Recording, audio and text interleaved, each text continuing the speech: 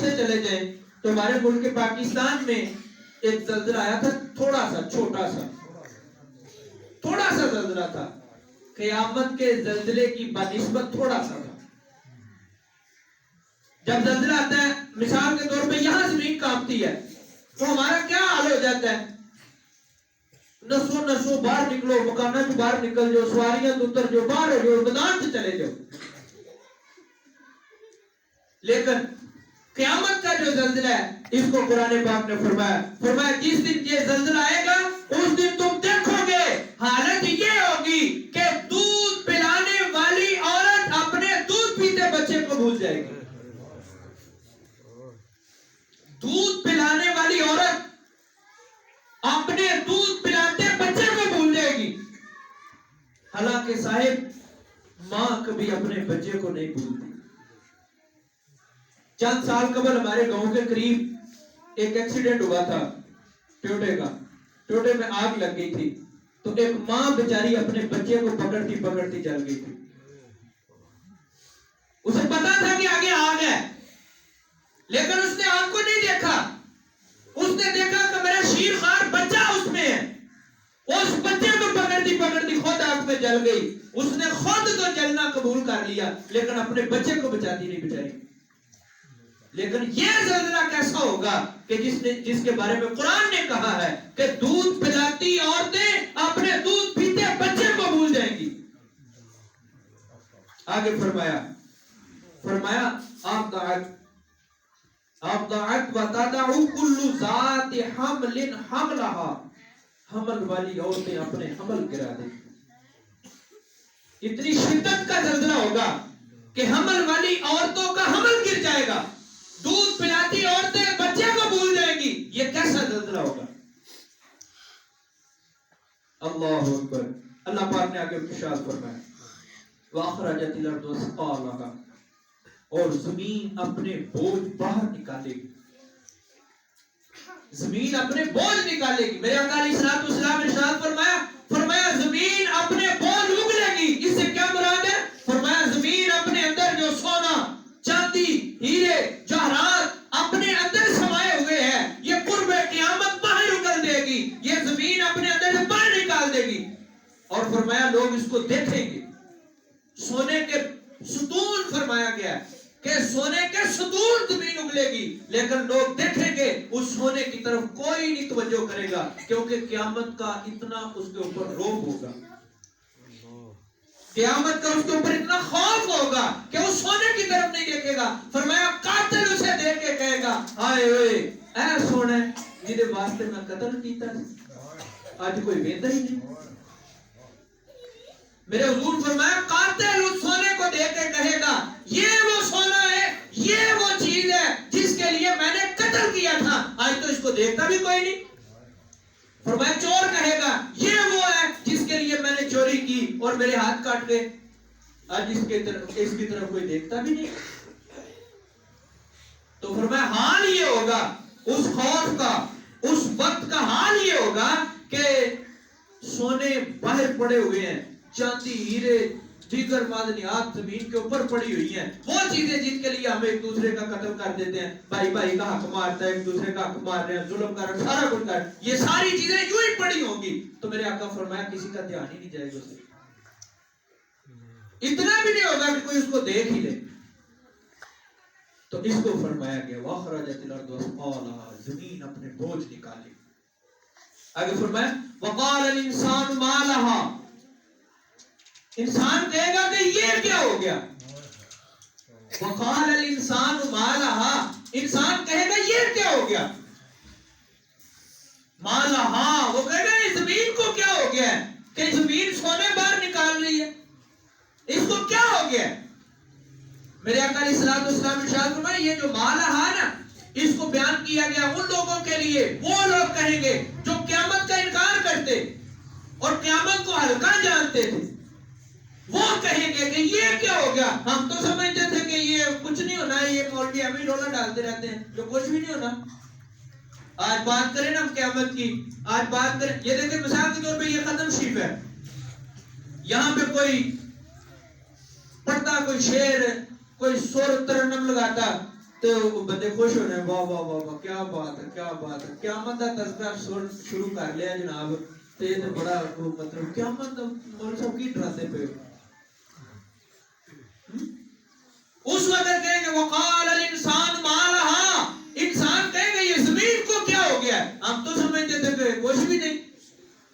سورہ یاسین شریف میں فرمایا من بعثنا من مرقدنا، وہ کہیں گے سانو ستیاں نو کنے جگاتا، اساں تے ستے ہیں تو کنے جگاتا؟ اللہ فرماتا ہے ھذا ما وعد الرحمن وصدق المرسلون، یہ وہ رحمان کا سچا وعدہ ہے جو رسولوں نے تمہارے آگے بیان کیا ہے۔ یہ وہ قیامت کا وعدہ ہے اور یہ وہ رحمان کا سچا وعدہ ہے جس کو تمام نبی اور رسول بیان کرتے رہے کہ لوگوں قیامت کی تیاری کر لو، اے لوگوں قیامت کی تیاری کر لو، اے لوگوں قیامت کی تیاری کر لو۔ یہ وہ ہے جس کو فرمایا گیا ہے کہ یہ وعدہ سچ ہے، یہ وعدہ حق ہے، یہ وعدہ سچا ہے کہ قیامت قائم ہوگی اور مجھے تجھے اللہ کے حضور کھڑا کیا جائے گا۔ اور کس لیے؟ آگے بیان کیا یومئذ تحدث اخبارها، زمین خبریں پڑے گی، یہ مٹی یہ زمین خبریں پڑے گی۔ جب حضور نے یہ آیت مبارکہ صحابہ کے سامنے پڑھی نا یومئذ تحدث اخبارها، زمین خبریں پڑے گی، صحابہ نے اس کی آیت سن لی کیا خبریں پڑے گی؟ فرمایا زمین ہر مرد و عورت کے اعمال اس کے سامنے بیان کرے گی، زمین ہر مرد و عورت کا عمل قیامت کے دن اللہ کے سامنے بیان کرے گی۔ آج چھپا لو، پیسے دے زور تے لوگ اپنے عیب چھپا لیں دن، پیسے دے زور تے لوگ اپنے عیب چھپا لیں دن، اقتدار دے زور تے لوگ اپنے عیب چھپا لیں دن، اپنی چدراہٹ دے زور تے لوگ اپنے عیب چھپا لیں دن، اپنے پیسے دے زور تے۔ لیکن یاد رکھنا قیامت والے دن نہ پیسہ چلنا ہی، نہ زور چلنا ہی، نہ اقتدار چلنا ہی، نہ کرسی چلنی۔ قیامت والے دن تیری زبان تے تالا لگا ہوگا اور اللہ حکم فرمائے گا، وہ زمین کا ٹکڑا جس کے اوپر بیٹھ کے تو ظلم کرتا رہا ہے، وہ زمین کا ٹکڑا رب کے حضور تیرے عملوں کا گواہ بن کے آئے گا۔ قرآن حکیم میں فرمایا، اللہ سبحانہ وتعالی نے فرمایا زبان پر تالا لگا ہوگا، زبان پر تالا لگا ہوگا۔ قیامت والے دن زبان نہیں بولے گی تیری مرضی سے، تالے کا مطلب یہ کہ تیری مرضی سے نہیں بولے گی۔